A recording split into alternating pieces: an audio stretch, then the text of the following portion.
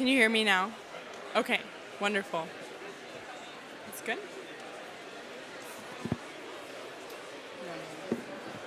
Okay. Yep. Hi, everyone. So welcome to this session titled Adaptation and Social Cohesion, How Nature Restoration and Faith Interacts for Successful Transformation. We are incredibly grateful to be gathered here today in the Faith Pavilion and also to be convened by our co-sponsoring organizations, World Vision International, Rocha International, and the Interfaith Center for Sustainable Development. So thanks for joining us today, and a special thank you as well to Samuel Chu for organizing this panel.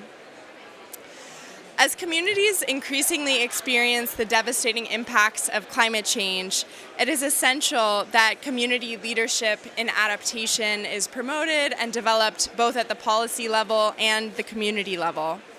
Managing this change requires the mobilization of a wide range of actors and should be designed in a conflict-sensitive manner and inclusive of all affected communities. Faith leaders and communities can have a particular role with their capacity to foster dialogue and boost social cohesion as a crucial part of the climate adaptation process. Last year, on the occasion of COP28, 94 countries signed a declaration on climate relief, recovery, and peace that seeks to ensure that climate action avoid aggravating new or existing grievances, respects the human rights of all people affected, reinforces social cohesion, supports development and peace, and promotes environmental peacebuilding. This must be an ongoing effort and imperative at COP29 and beyond, including in the communities where we all live and work. Our panelists today will share perspectives outlining this policy and emphasizing the role of faith communities in advancing these imperatives. We will also hear knowledge and experiences from the ground in fragile and conflict-affected contexts. For example, we will hear some ways that nature-based solutions and restoration efforts can contribute to reversing environmental degradation and lead to the increased resilience of affected communities. We know that adaptation needs to be scaled up in an inclusive manner and with a strong preventative focus. So, with no further ado, I will introduce our panelists who will share more about both these issues at a policy and practical level. So our first panelist is Harriet Mackaill Hill from International Alert. Harriet is responsible for leading International Alert's advocacy and policy work on climate and conflict. She advocates for the link between climate and conflict to be part of the international agenda and for the urgent need for a conflict-sensitive lens to be applied to climate action and climate finance. Prior to joining International Alert, she worked in Brussels for Greenpeace EU and the Climate Action Network Europe, working on climate ambition, litigation, and governance. Thanks for being here, Harriet. We also have seated next to her McClarence Mandaza from World Vision. McClarence is a practitioner with skills and experience in climate governance, adaptation, agri-food systems, and agroecology. He serves the Zimbabwe UNFCCC delegation as a lead negotiator on agriculture agenda items, including the successful delivery of the Sharm el-Sheikh Climate Action and Agriculture and Food Security. Previously, McClarence has been a UNFCCC Youth Constituency Youngo member, leading agriculture and adaptation working groups, including being a member of the Global Coordination Team. McClarence is also an Africa Climate Fellow awarded by the International Federation of the Red Cross. He authored several journal articles on climate adaptation, including youth participation in climate governance. He has also previously worked with the government of Zimbabwe as a senior agriculture extension specialist and several NGOs in Zimbabwe focused on agriculture, food security, livelihoods, and climate change. These are also his areas of specialty, including regreening communities, agroecology, farmer-managed natural regeneration, and he is a technical director of environmental sustainability and climate action with the World Vision Southern Africa Regional Office, which is the role he's taking today on the stage. Finally, we have Seth Appiah-Kubi. Dr. Seth Appiah-Kubi is the National Director of Rocha, Ghana. Seth has a strong experience and passion for conservation and the security of natural resources for communities that depend on them. He has been involved in conservation and creation care for almost 15 years and has been a key part in formulating the conservation models used by Rocha, Ghana, including community-based conservation, conservation education, and conservation research. Seth holds a PhD in finance and is a chartered management accountant. He served on both national and international conservation committees, platforms, and forums, dealing with various protocols relating to the environment, biodiversity, and natural resources. So finally, thank you, Seth, for joining us as well. So with that, I'll turn it over to Harriet, who will speak first and outline broadly some of the policy perspectives on the topics we'll be discussing today.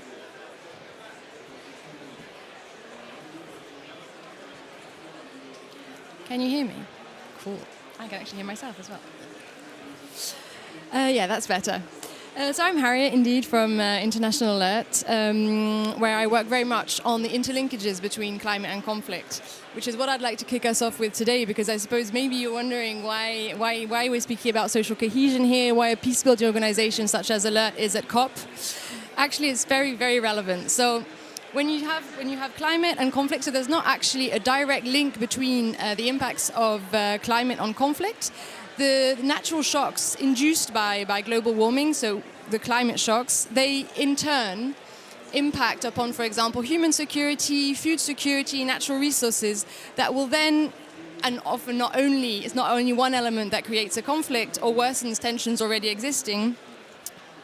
It's multiple, all of them doing it at the same time, lead to conflict. And this actually goes both ways, because if a community is in a situation of violence, and this doesn't, and I don't know how well versed we are in conflict here. When we say conflict, it doesn't at all mean a war zone. It can be in northern Kenya, for example, between two communities.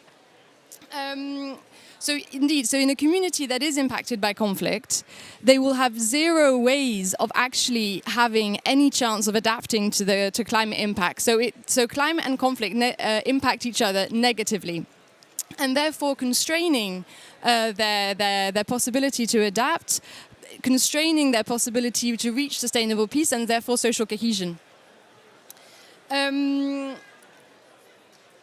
I think in recent years, however, we have been seeing some progress on this topic within the UNFCCC, within many global forums. And one element that I would like to bring forward today is the declaration that was brought forward last year, so the Climate Relief, Recovery and Peace, so the CRRP declaration, that Elsa mentioned in her introductory speech, that was signed by 94 states and about 40 organizations. So why was this brought about, and what is it calling for? So the declaration very much calls for the need to upscale, it's very close, the need to urgently upscale finance going to fragile and conflict-affected settings. When I say finance, that obviously very much includes adaptation.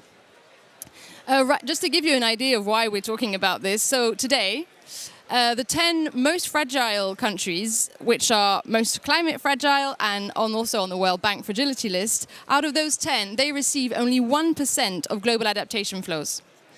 So when we say close to nothing, it really is very much close to nothing. So this declaration is urging states, funds, bilateral donors to increase their capacity, to increase their willingness of risk, because that's one of the biggest problems, and very much delve into looking more at how this could be locally led. So this declaration, although non-binding, very much served as an enabler, a conversation enabler. It's been seen, as an enabler, as a policy vehicle. You can go and knock on someone, on a state's door and be like, "Look, guys, you've signed this. What are you going to do about it?" Whereas up until now, we didn't really have that. It's also helped external discussions, internal discussions within organizations as how this should become a priority. But as I said, it's non-binding, and we haven't seen much implementation. So great piece of paper. What are we going to do next? So this year, as last year, there's a Peace Day, which is actually tomorrow. on the 15th. And for that, the presidency this year has come forward with various initiatives that are destined to follow up, to really bring forward this legacy. So one of them is the Baku call, that is reiterating the urgency of distributing more climate finance in a conflict-sensitive way. That is open to endorsement by states. And then there is also the Baku Hub, which is, from what I've understood, it's all been an interesting development, bringing together projects and funders and trying to, basically a matchmaking machine. And the third element that I would like to come to, which is very interesting for us, I think, is the set of common principles. So common principles for effective climate finance and climate action that were put together by decision makers, policy people, practitioners, civil society. So really a nice bunch of people. And these are very much looking at being the follow-up, so the action of how this is going to take place. And I wanted to mention them briefly here today, because I feel that the elements of these common principles are very much what could be the ingredients for good adaptation, so how to build social cohesion. And the thing is, I mean, advocacy is all about repeating yourself, right? So the thing is that I think these principles will be foreign to none of you. So the first one is very much looking at understanding people and place for enduring impactful outcomes. So here, again, reiterating conflict sensitivity, participatory approach. The second principle is looking at being agile and maintaining resilience. So here I think we're looking very much at predictability, long-term finance, flexible finance, because if you want to do good adaptation in a volatile setting, it cannot be an ad hoc investment. Hi guys, I'm going to invest for 2 years and then I'm out. It can't work like that. It has to be continuous. Obviously prioritizing local ownership, and the fourth one is support and collaboration amongst sectors. No one can do this alone. No one has the knowledge to do it alone. We all have a little part of what the solution needs to be. And so the thing is obviously that this is not part of the main negotiation agenda. So you might ask, how is it looking then with the negotiations that are going on? Well, if you've been here for a couple of days, I'm sure you've all heard the word NCQG, horrible acronym, basically the new finance goal. So how can this topic fit in under there? Well, it very much fits in actually because of the adaptation angle. And also just because this goal is the goal that is going to set finance for all UNFCCC processes for the next 5 to 10 years.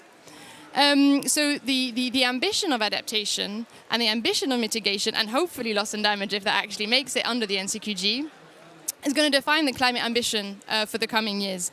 And when I say climate ambition, I very much mean the NAPs, so the National Adaptation Plans, the NDCs. So an ambitious NCQG will lead to an ambitious, will give a good signal, let's say, to member states. We are willing to finance and to participate in your national plans. Just to finish and to take a leap forward at what policy elements this could look like next year. So next year there will be the finalizing of the global goal on adaptation, which is the finalizing of the UAE framework, whereby under the global goal for adaptation, which has taken ages and has been a very slow process at materializing, how can we actually measure adaptation? How can we measure its progress? How can we measure its ambition? So under there has been willingness to come forward with indicators on how to measure this. And I think this is a great opportunity for us to come forward with proposing. There's still going to be a window for proposing more indicators. On social cohesion, for example, on conflict sensitivity. So how can we measure the progress of adaptation in volatile settings, for example? And I think that's somewhere that we should definitely make our mark. And as I said previously, I think it's very important to continue the legacy of this topic alongside COP processes. So, yeah, just to make sure that the climate sector is not discussing elements without talking about social cohesion and conflict sensitivity. Thank you very much.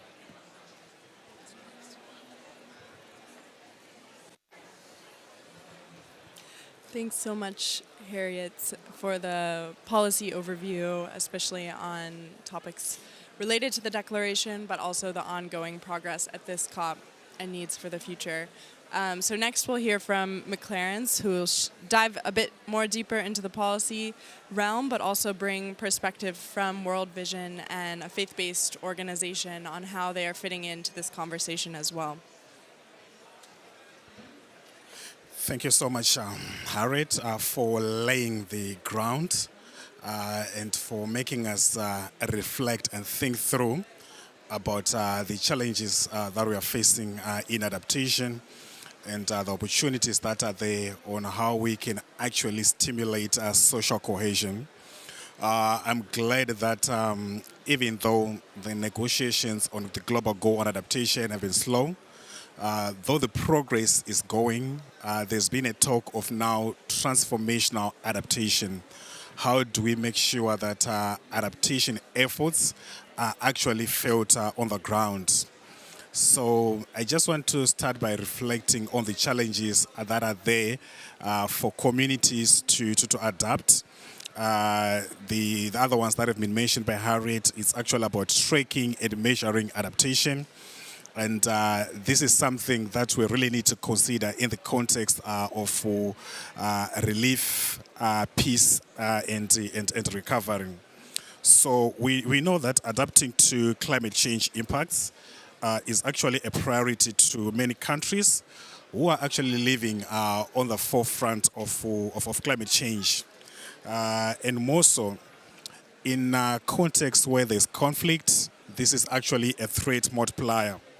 So actually, some experts have found out that 70% of the countries that are most vulnerable to climate change are the most fragile one. In as much as they are also receiving 1% of the climate finance, but 70% of these countries, they are the most fragile. I'm glad that at the occasion of the last COP in Dubai, COP28, 94 countries, organizations, multinational development banks, they officially linked climate change and conflict for the first time in the conference's history by signing the Declaration of Relief, Recovery, and Peace. So why was this monumental and why was this inspiring? It is because it actually created a pathway towards deliberate adaptation efforts towards social cohesion. In as much as it's a declaration, momentum has been created for us now to view and analyze how climate change can actually be applied in fragility contexts, in challenging contexts, and how that can be done. It is also dependent on strong institutions. It also depends on policies, but it also depends on the role of local leaders. So in this session, we are also discussing the important role of faith leaders and faith champions in championing how communities can actually adapt and foster social cohesion. And at the same time, we are seeing that this declaration, it is an opportunity to address the fragility and conflict context nature, especially in the countries in sub-Saharan Africa, in Asia, where communities are actually living on the forefront of climate change. So we see this as a right direction towards prioritization of fragile and conflict zones with possible climate finance for social cohesion, social economic transformation, and peace building.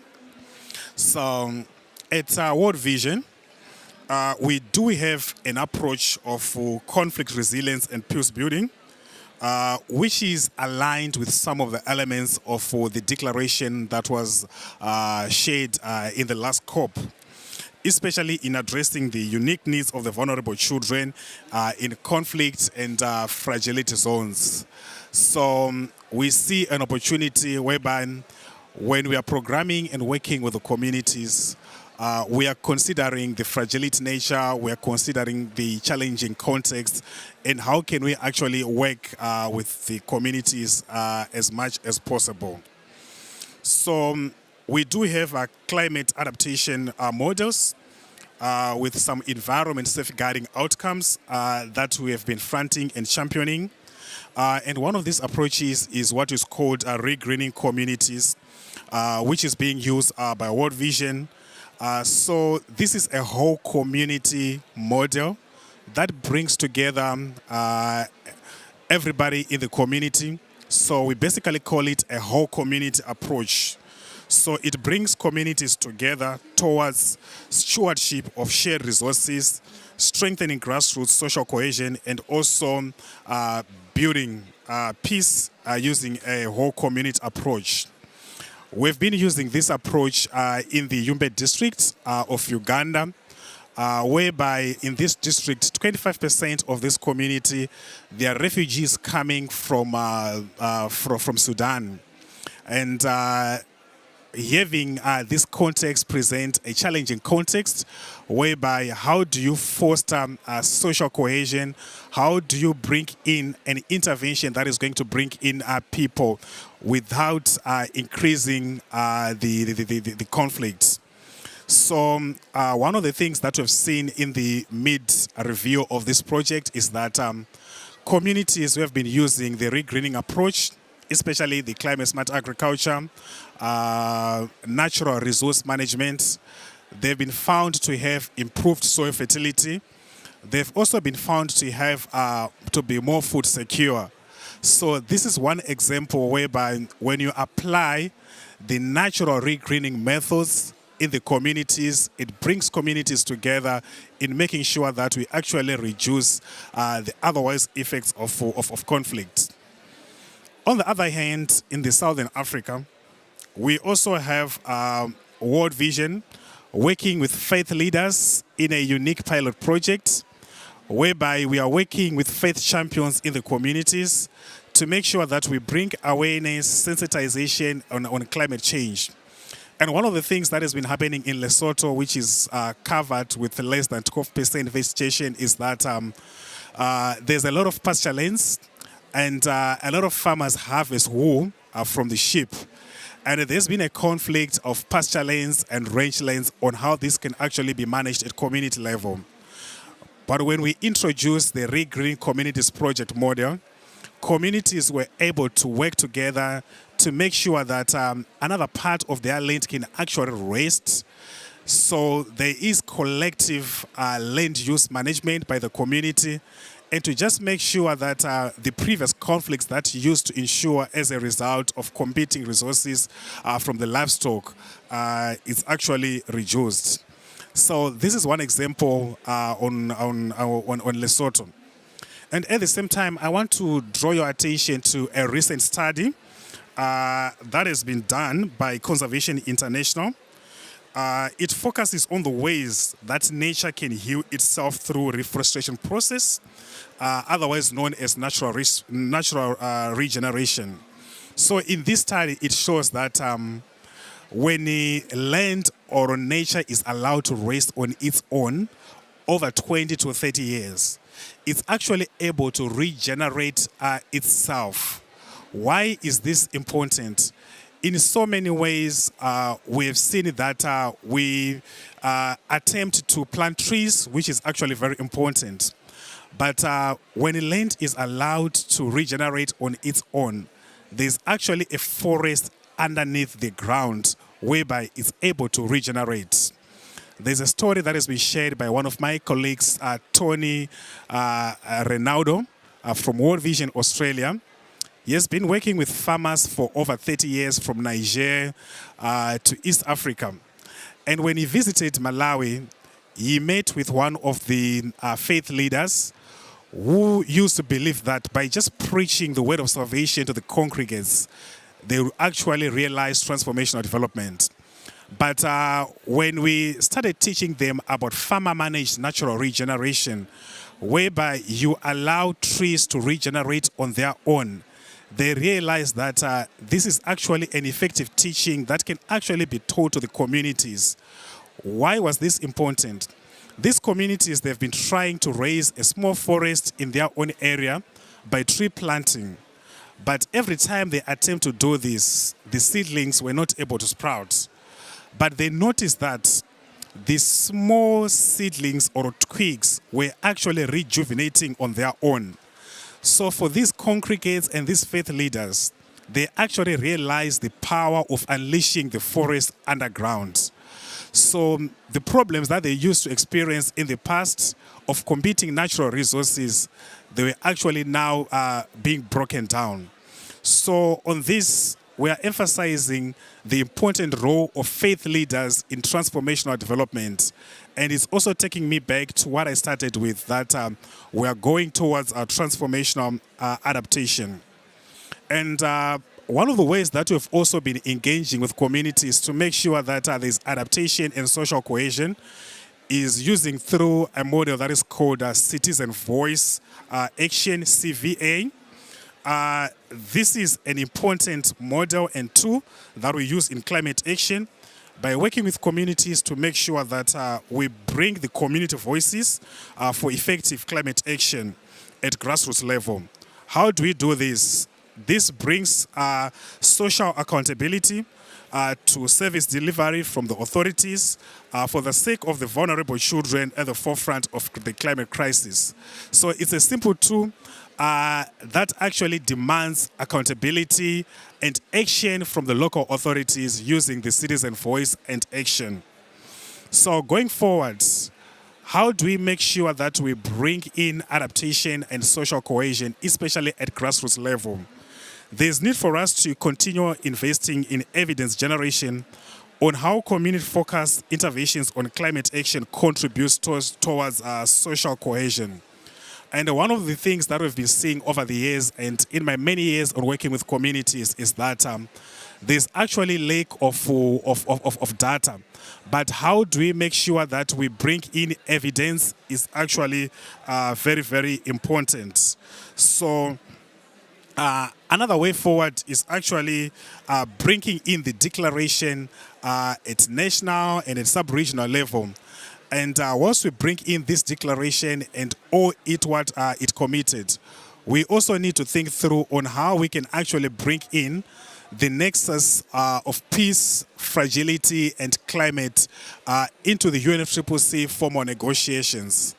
We have really accepted that there's need for us to bridge the gap between social cohesion, adaptation, and peace building. This is a new area and is emerging, and there are no quick fixes yet.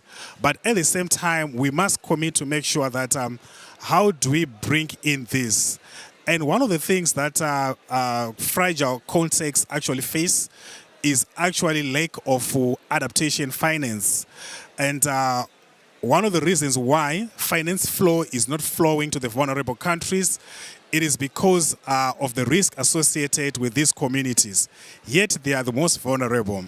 So there's the need for us to work together with the financial entities of the UNFCCC and other partners in making sure that we de-risk these communities.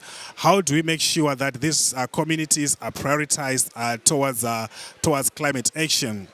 And lastly, I want to reiterate that in so many ways, be it in Adaptation Fund, be it in the GCF, we have seen leaders be at pains to explain that this is so much dollar that is flown to adaptation as compared to mitigation. But I want to tell you that sometimes we don't need to associate this with dollar or with numbers. Adaptation is locally led. Where adaptation is prioritized, we see it with communities being transformed. So we continue to advocate to make sure that the adaptation efforts that are being done, they are actually leading to social cohesion. I'll stop for now.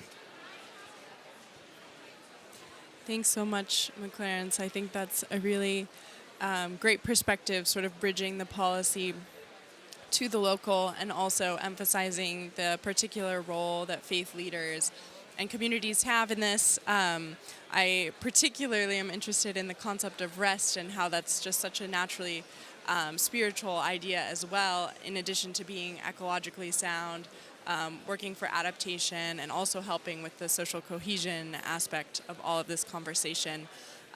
When in many cases conflict is, the root of conflict is related to natural resources. And so I think all of that is really fascinating, and I hope we get some questions on those topics too. But first we'll hear from our final presenter, Seth. who will share more about Rocha's work in Ghana and particularly how these applied projects are helping communities build resilience. So over to you. And could we please get Seth's presentation up as well? Thank you. Okay, thank you. If I may use a podium, because I will be projecting.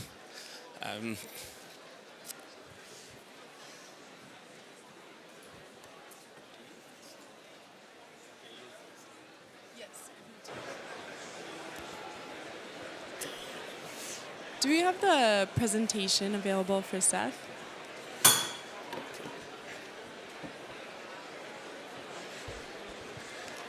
Okay, so whilst they are getting my presentation up, I will bring a case study of community action of climate adaptation from the Lake Bosumtwi community of Ghana, of what they are doing to adapt to climate.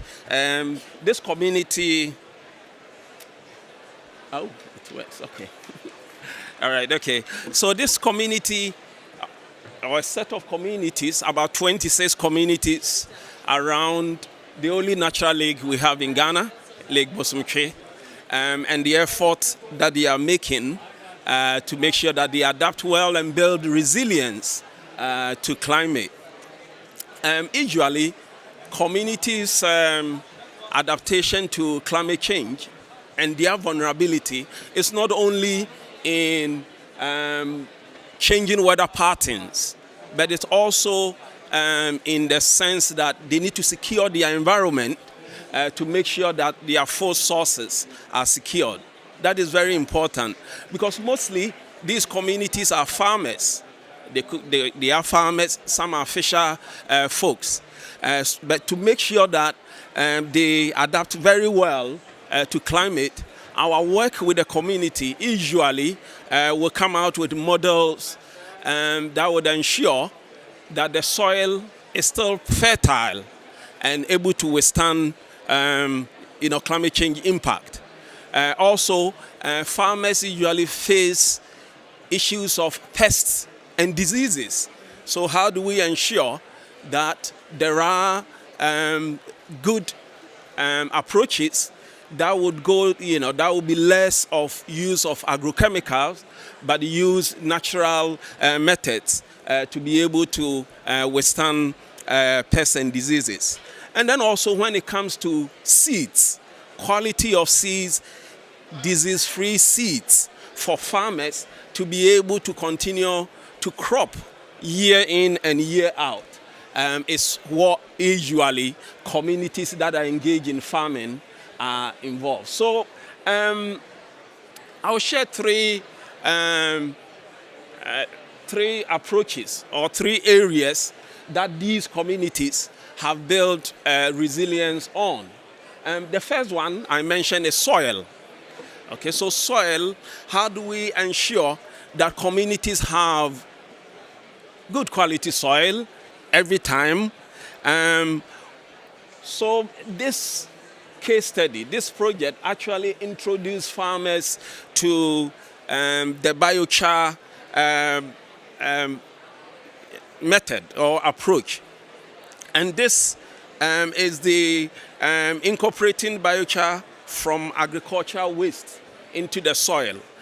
What it does is that by this way, farmers are not only storing carbon in the soil, but they are also improving soil condition and invariably crop yield. So biochar actually uses very inexpensive materials. So usually they are left over on farms, other maize husks, twigs, and leftovers, basically, that would just waste away. This is what is processed. So like we have seen, and as is shown here, they are just farm waste. These farm waste are processed in a manner that helps increase the nutrients in the soil.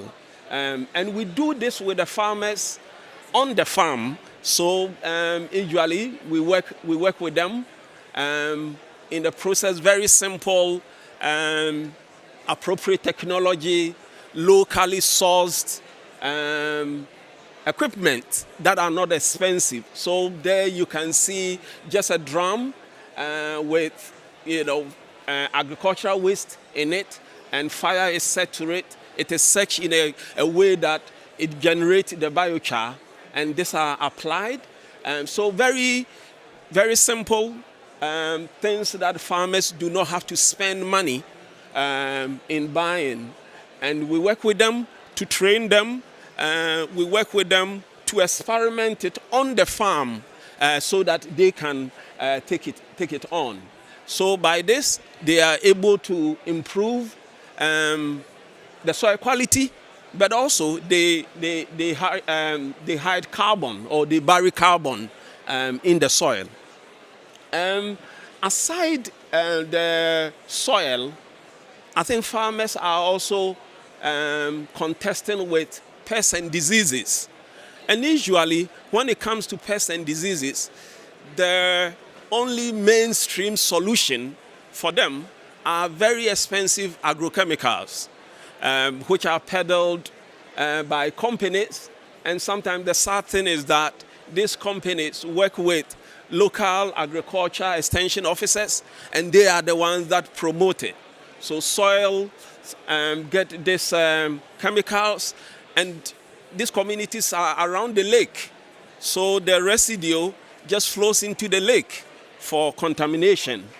So really, an alternative inorganic approach is really critical for such landscapes. So we simply, here I just cite two examples, and that is the neem. The neem tree is all over. It's a lot. So the seeds, the leaves are processed, and they are very good, inorganic. So they help, or they don't work against pollination, and they are very effective to be used. It's considered as able to expel more than 600 pests and diseases. So very effective.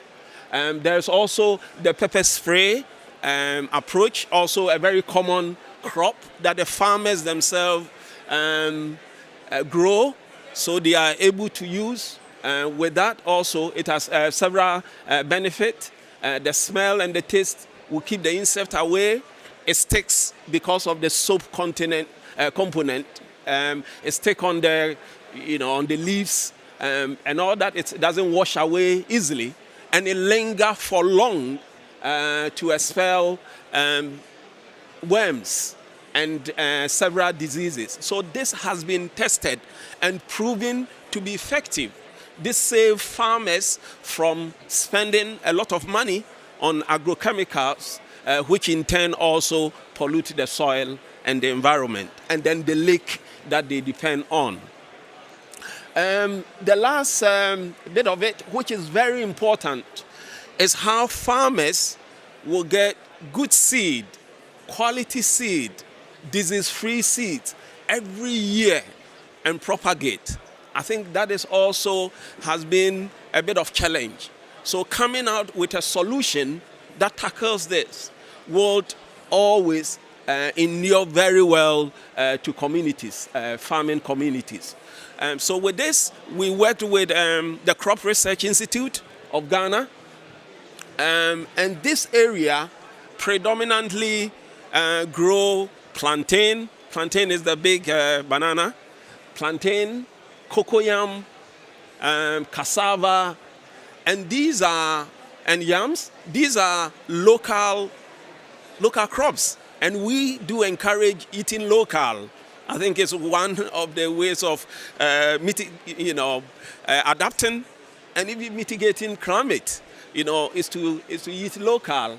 So having these crops propagated and a reliable source as seeds is very important. And so here, what it does is that The photo at the top, you see the professor holding one sucker of plantain. And that is what farmers go around. So in a year, a farmer will grow or will plant about 100 of such. Okay, so you go around looking for 100 of plantain suckers. By this technology, farmers, and we've demonstrated it over there, you can turn one sucker into 40 suckers in multiplying. Okay, so it's a tissue, the tissue technology. So the tissues are manipulated, and like it's being there. You nest them using sawdust, and one sucker is able to multiply 40 times, which means that going around every year to look for 100 suckers to plant, 3 or 4 of them can give you that. So you save money, you save effort, you don't have to use a lot more of the land and resources. And with this, there is a lot more. Farmers can grow 200 in a year. Each farmer can grow 200 in a year instead of 100. So also availability of crops and to be able to increase yield. And this is working. It has no effect on the environment.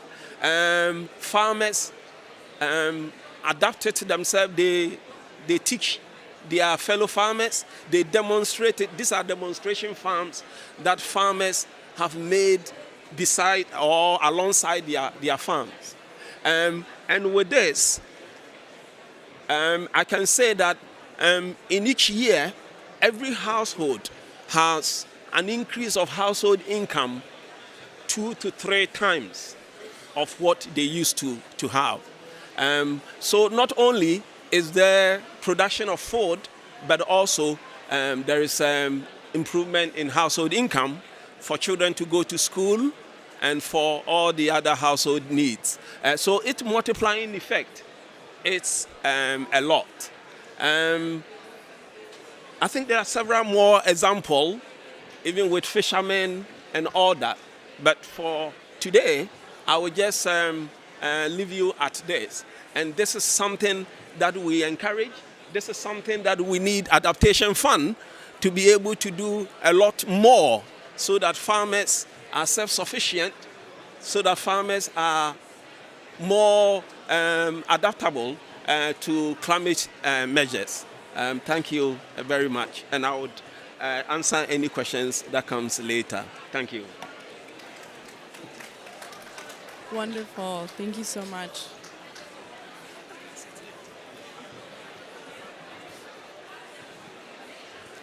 Thanks for that great presentation on a real project that you've done in Ghana and the impact it has had on communities who are relying on agriculture, building resilience as climate change is impacting their livelihoods, building up that resilience in agriculture, which, as you talk about, also produces all of these co-benefits. So I will turn it over to the audience for questions in one moment, but first I just wanted to pose a chance to the panelists to interact with each other's presentations a little bit, particularly noting that oftentimes I think in these policy spaces we're not always the best adept at navigating the relationship between international policy and local action, and how these conversations about peace and social cohesion are actually then implemented at a local level, or how these local programs and interventions can then inspire new policy directions or be quantified or accounted for when we are asking each other, how do we know if we've adapted, or how do we know if we've achieved some of these goals and policy ambitions? So I would just kind of pose that to the three of you to interact with each other and see if we can work out some of the interlinkages between these different levels of action. All right, okay, thank you, and Harriet and Mackaill. You have worked or you still engage at the policy level. For us on the ground with the communities where the impact of climate change is much felt, it's about flow of climate finance to the ground. And at the moment, the evidence and the statistics do not support that. I think the statistics point to about 10%. So 10 cents of every dollar gets to the ground, and the rest are hanging where we don't know. How do we work with policy to make sure that we activate climate finance to get to the ground? Is what usually we are worried about.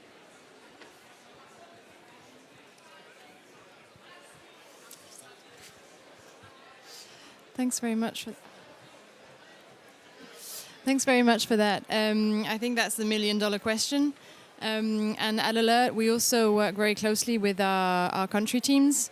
And I think the way forward that we see is very much bringing people back into the center of negotiations, so that we no longer only talk about the next comma in Article 2.5.7, but that very much behind that there are people waiting, there are people suffering, and how to do that exactly, I believe in very much that change will, we're here and we have to be here from a policy perspective, but I very much believe that change will come from communities and from a grassroots basis. So I think that bringing the affected to forums such as these as much as possible to change the narrative, I think is a good way forward. And then, I was amazed by your presentation. So I think showing that to as many people as possible and showing how simple actually it can be to invest in such a project. And with little resources, you can develop so much more. Broadening that knowledge, I think, is a big problem. And just by, de-risking, I think, there's no risk here. And showing that to investors, I think, it would be a great step forward.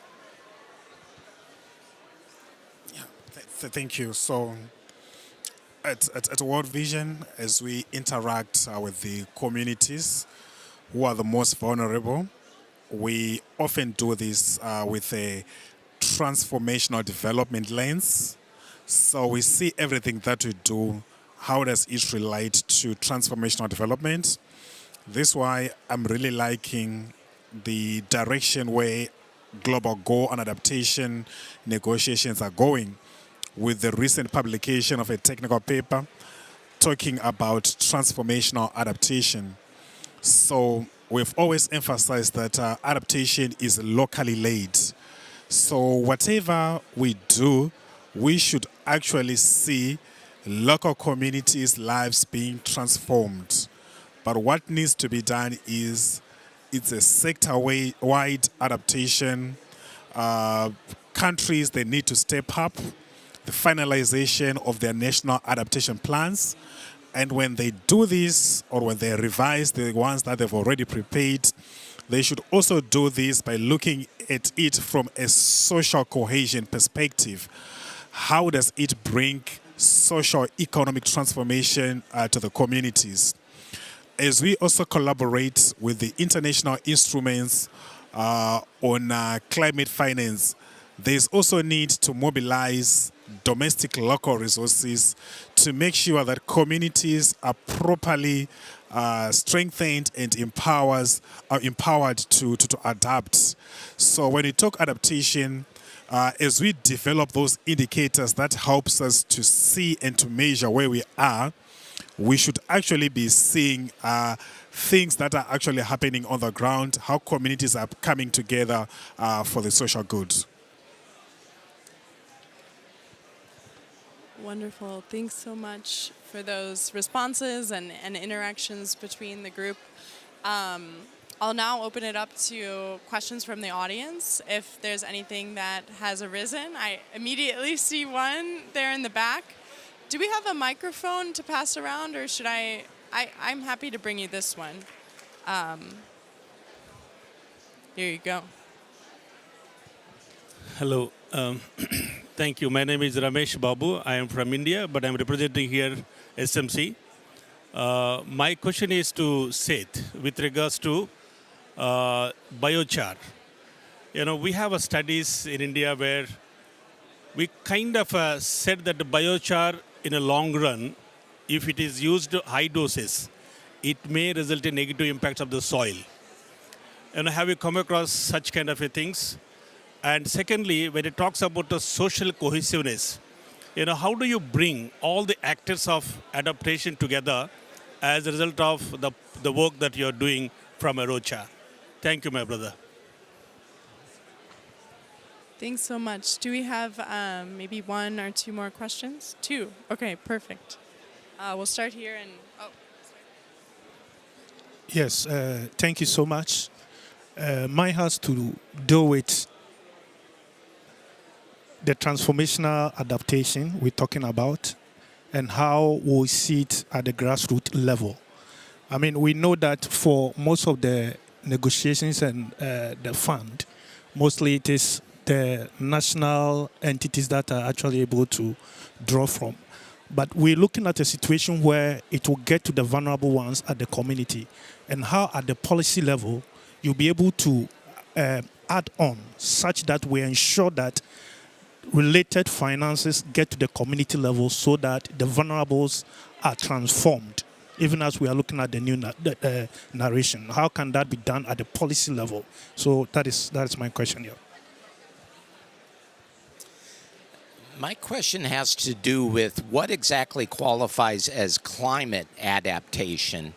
It seems to me that mitigation is pretty straightforward, right? We can identify the greenhouse gases. We can talk about their reduction. But I mean, what is climate adaptation and what is just good old-fashioned agricultural best practices? I mean, I could imagine a presentation on biochar, pest control, and, and crop propagation, 20, 30 years ago, even before climate change. So how much of, when funds are beginning to be distributed under the name of climate adaptation, how strict of a regime is there going to be in terms of saying, yes, this is a climate adaptation and not simply a development issue? All right, thanks. I think we'll take that set of questions. And Seth, I know some of those were directed towards you specifically, but also broadly. So do you want to start?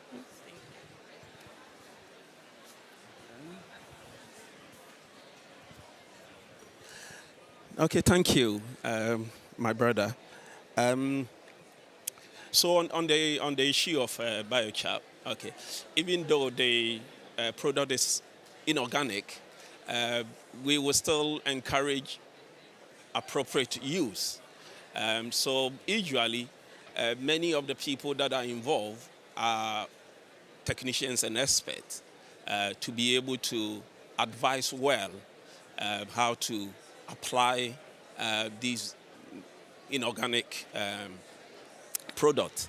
So that's what I would say to that. In terms of social cohesion from our activities, actually when you go to the community level and you're talking about climate change, you can't sectionalize it. You can't just choose a group of people. So even though we are a Christian organization, we, at the community level, we think a bit more interfaith rather than just one set. Because communities live together, they relate together, and they work together. So that's even on the front for the fact that we are Christians. Usually our work is a lot more interfaith. And then also bringing on a lot more of the relevant agencies. So in some of the photos that I showed, even though I didn't explain, these are national agencies that are expertise in these areas. institutions like science institutions that are able to bring more knowledge and guidance in this area with farmers. And then also national regulatory agencies and bodies, both at the community, district, and the national level that are all brought together. I think that the result, finally, is harvested by the community, and that is what brings the cohesiveness. If it is just a session of the community, it will not. But if it is an approach, that will give result to the whole community, then and the whole community benefit, then it brings cohesion. And I think that approach we are always careful to adopt. I think I'll make attempt on some of the other questions before I pass on. So on the other question on national, the climate funds and the national not getting to the ground, I would say that it also will depend on the national structure and the frameworks that are there. At the moment, most of the climate funds, the little that come through the national channel. And I wouldn't say, per my own experience, that even at the national level, these are distributed fairly and well to get to the ground. Sometimes it stays in a national administrative channels and it doesn't get down. But this is a lot more to the national framework to be encouraged to make sure that the little climate funds that are channeling in are getting to the ground to where it is needed. And that is why, in fact, myself and my organization, we've been one of the biggest critics of some of the World Bank financing. Usually it is government and then the bank. And sometimes the community, people cannot even ask about accountability. Because if you are pouring money in, let's say for restoration purposes, but we don't see it done, then the public, which these funds are for, should be able to ask and to ensure that there is some accountability. But usually, most World Bank funding are between the government and the public are shut out of it, even questioning the way these funds are used. So I think it's more to a national framework that will be fair enough to be able to make sure that the monies are distributed down. Lowell, on your question of what qualifies as a climate adaptation, and at the end you were relating it to development.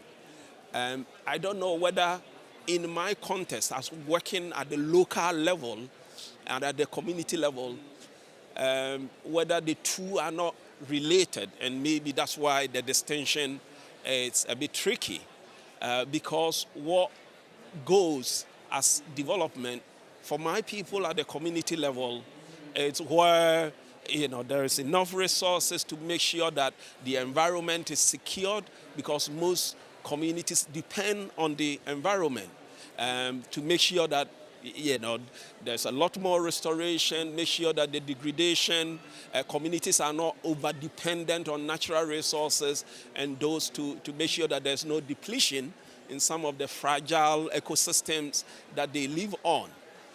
So for me, adaptation, an adaptation fund will go into making sure that communities are living in landscapes with stronger and resilient ecosystems that are able to support their living. Because many of the communities and indigenous people, they rely on the ecosystem services that are provided. They drink straight from the streams that flow. They harvest, just from the immediate environment, immediate vegetation. They farm or whatever their system is, making sure that there's a balance. And this can be supported through development funding. So I mean, adaptation funding may not be different from development fund, but I agree that we need to make distinction so that it will be clear, that adaptation fund is going for the purpose it is and not hidden under a big umbrella of development fund, which is already there. So I agree with you that we need to try and strike the difference. Yeah, just to add on to what Seth has said, especially on the question of transformational adaptation, how it looks like on the ground. It depends with how the communities come together to define what is adaptation. So for most communities that are living on the forefront of climate change, adaptation is a priority. So how do you bring in innovative climate financing, for example, when you've got your national adaptation plans on the other hand, vis-a-vis the needs that are on the communities? Do we just look at the international instruments to cover for that gap, or do we really need to look outside the box? So that's why at World Vision, we have got innovative ways to live with the communities through the Regreening Communities model. It's a whole community approach that is aimed at land restoration, nature restoration, but at the same time, it comes with incentives to make sure that do we have economic empowerment activities for the communities as they adapt, right? Such as beekeeping, non-timber forest products. I'm coming from Southern African region. It has been grappling with the worst drought ever due to El Nino. And it's something that the region has never seen for years. But I tell you that there's anticipatory action on the other end, whereby if you manage to transform the seeds that the farmers are planting that are drought tolerant, water harvesting, studies have shown that for communities that prepare for a disaster, they save $3 as compared to when a disaster strikes. So you use $1 to prepare for a disaster, you save $3 when a disaster strikes, right? So this is anticipatory action. So this is how local adaptation will actually look on the ground. So if we're saying adaptation is on the ground, there's need for communities, local authorities, national governments, together with the international body, be it from Adaptation Fund, from GCF, how do we make sure that we prioritize anticipatory action on the ground? How do we make sure that we scale up practices that work? I was glad that Seth presented what is working in Ghana. How do we upscale what is happening in Uganda with the regreening? How do we upscale what is happening in Malawi with farmer-managed natural regeneration, unleashing the forest underground? So it all depends with the approach that communities are going to take, and it's context-specific. Thanks very much, McLaren. So I will be brief. A lot has already been said. There's a couple of things I'd like to add on how to get finance to the very local level. So I think there's a two-prong approach. So while we're here, we have to twist the arms of the funds to make sure that they see what Seth was presenting, for example, that they see that by looking, because at International Law, we work in conflict and fragile settings. So to show that by including conflict sensitivity from the very beginning in their programs, that will actually help to alleviate the risk. So that's on one hand, and the same for bilateral donors, being like, okay, if you do what we're telling you to do, you will actually be able to invest more, and it's actually kind of even an insurance policy and guarantee policy to the success of your project. On the other hand, what we're also doing at community level, I think there needs to be, so for example, we were talking about the NDC and the NAPS process that are supposed to come out next year. I think there is what we're doing in the communities that we work is trying to show the usefulness of such tools, and by that, making them as inclusive as possible. So making sure and showing that, showing the national government that the communities have very much the best idea of how to adapt to climate change, and often the most environmentally friendly way to adapt to the consequences of climate change. And I think we need to also go lower in the levels of governance. Like, for example, money arrives at top level, federal level. The county level, for example, in Kenya, will be the best place to know where the needs are in their own county.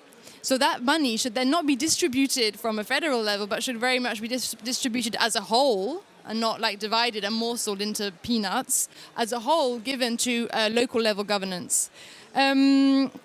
And I think also, if you look at Myanmar, for example, and like at zones that are out of control of federal government, for example, the Kartuli region has come forward with their own NDC. So, and with that, the idea is to try and get finance from funds to do what the government will not allow them to do. And I think also, talking about government, I think we need to persuade funders to change intermediaries. It's not by carrying on financing at government level that we're going to be able to do change at local level, especially when a government itself might be marginalizing pockets of its own country. And something else on your question, sir. I think, in the countries that we work in, it's, be it development, adaptation, mitigation funds, they get so little that they don't differentiate. They live with climate and conflict every day, so if they're getting adaptation funds or mitigation funds, or if we want to call it development funds, it doesn't really matter. As long as they get the funds that will meet their priorities. I would be crucified if I said this in the NCQG for accountability purposes, but I think from a community perspective, they need the funds. So I think it's more of a top-level discussion of how you want to differentiate between them and in what grouping you want them to be, so there's no double counting, etc., etc. But if you're looking from a community level, I think they just need funds and that they're not getting right now. Thank you. Thanks so much for that. I think we're headed towards the end of our time, but if there are any pressing questions from the audience, happy to take one more. One in the back. All right. And then we'll wrap up. Hello, thanks for your comments and presentation. It seems to me that we have, when you think about this idea of social cohesion and the lack of social cohesion being due to, lots of different factors. There's conflict, there's lack of access to education, lack of healthcare. There's climate change, there's environmental things. It's kind of like there's all these different factors that are breaking up the social cohesion of a region. And so then we tend to divide our efforts, right? We have some groups that are working on health and some groups that are working on education and so forth. And I'm curious, I've been thinking about this in my own work of, could climate adaptation and mitigation and those kinds of projects be the cohesion of action that actually could maybe solve all those problems, those other problems? Because if we can build resiliency to a community through climate adaptation and mitigation, and they have the ability, like Seth, you were saying, some of the agricultural projects, if they can support themselves and their resiliency there, then that can solve healthcare and education and things like that. And so I'm just wondering your thoughts on, is that a wild idea, or is that, am I thinking that right here, Thank you. So basically, is this going to save the world, maybe, is the question. Thanks for that, Joel. So I think that's actually a great point to end on, because it can go in many different directions, and each panelist can use it to also wrap up with some final thoughts, too. Thank you. All right, thank you. Thank you for the question. I think in it you provided the answers in there. So I think you've educated us a lot more of how to bring cohesion. I think I'll be brief and in wrapping up. I think one of the areas that we can build resilience and it cascade into solving most of the questions, it's environmental resilience.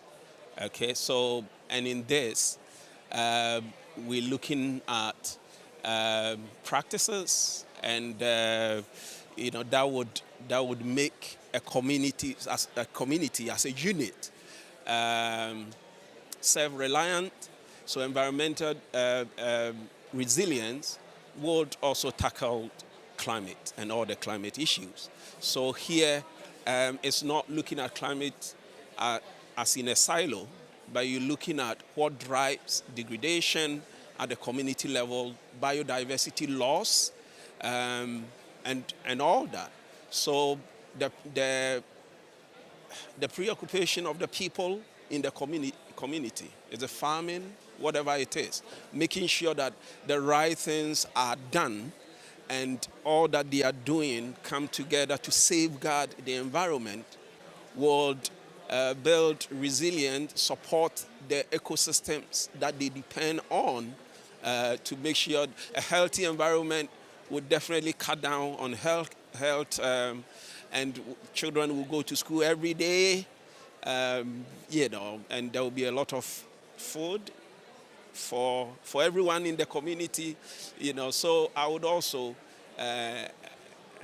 join us to say that when we talk about climate and its solution, we shouldn't look at it alone.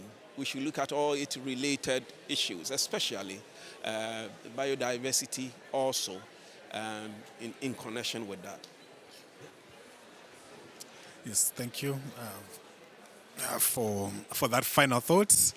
That transformational adaptation in its true sense, it's economic-wide.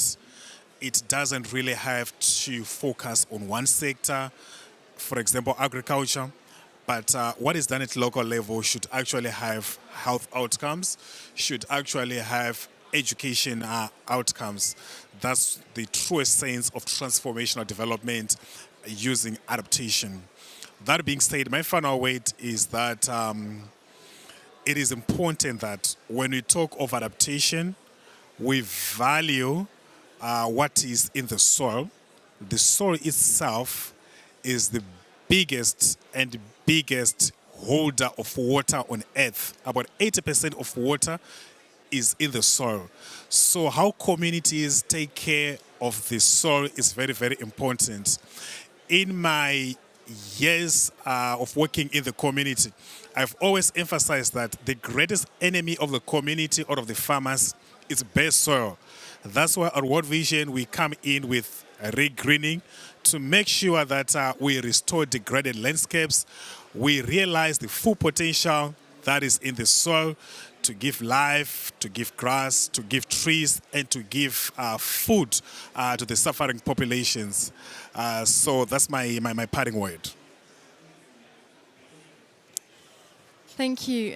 I'll be super brief, and I think what Seth said is true. That you're in your question, you have the answer, and the answer is yes, very much. I think ideally, all funding should be connected, and whether that will happen, that's unclear. But I think, really putting forward that everything is linked. I think that would be, for me, the main takeaway of this. Everything is linked. And also that if you want to actually make change to the array of elements that you set out, you have to, you have to tackle root causes. You can't just put a plaster on the symptoms. You actually have to, so that's talking about flexibility. That's talking about long-term commitment. That's talking about doing analysis of the local dynamics before arriving and building your well, kind of thing. And I think another element in addition to that is to make sure that all the finance that we're talking about is grant-based. Otherwise, you're just adding another burden and making the country choose between, am I going to spend on education, health, or not? Or actually just spend it on, reimbursing my debt. So I think, those are my parting moments. Everything is linked, and we should definitely strive towards what you've just brought forward. Thank you. Wonderful. Well, thank you so much to each of the panelists for being here, and to the audience for your attentiveness and wonderful questions. And finally, to our organizing partners, Rocha, the Interfaith Center for Sustainable Development and World Vision, and a special guest from International Alert. Thank you so much for being here.